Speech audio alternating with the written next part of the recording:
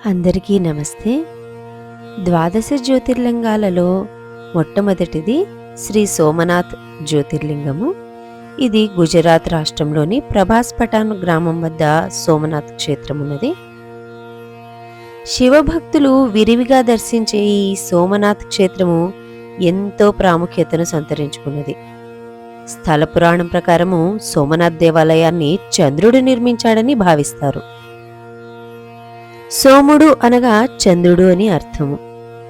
చంద్రుడిని దక్షుడి శాపం నుండి విముక్తిని చేసిన శివుడి ఆలయం కనుక ఇది సోమనాథ ఆలయం. ఇక్కడి శివుడు సోమనాథుడు అయ్యాడు.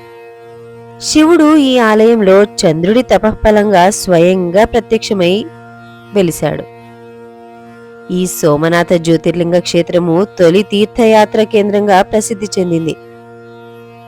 శివపురాణం కథనం ప్రకారము చంద్రుడు ప్రజాపతి యొక్క 27 కుమార్తెలను వివాహం చేసుకుంటాడు. కాని వారిలో రోహిణి పట్ల మాత్రమే అచంచల ప్రేమను ప్రదర్శిస్తుంటాడు.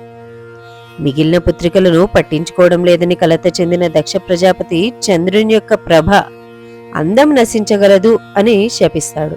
కలత చెందిన చంద్రుడు రోహిణితో సహా సోమనాథ్ చేరుకుని అచ్చట స్పర్శలింగాన్ని ఎంతో నిష్ఠతో పూజించాడు. తద్వారా శివుని అనుగ్రహాన్ని పొందిన చంద్రుడు తిరిగి కోల్పోయిన ప్రభని పొందాడు. అంతట శివుడు చంద్రుని కోరికతో సోమనాథుడుగా అచ్చట నుండి భక్తుల కోరికలను నెరవేరుస్తూ ఉన్నారు. అయితే కాలక్రమంలో ఈ జ్యోతిర్లింగము 16 సార్లు ధ్వంసం కావించబడినప్పటికీ తిరిగి జీర్ణోద్ధారణ పొందింది. ఇది శ్రీ సోమనాథ్ జ్యోతిర్లింగ దివ్యక్షేత్రం యొక్క ప్రాశస్త్యము. ఓం నమః శివాయ.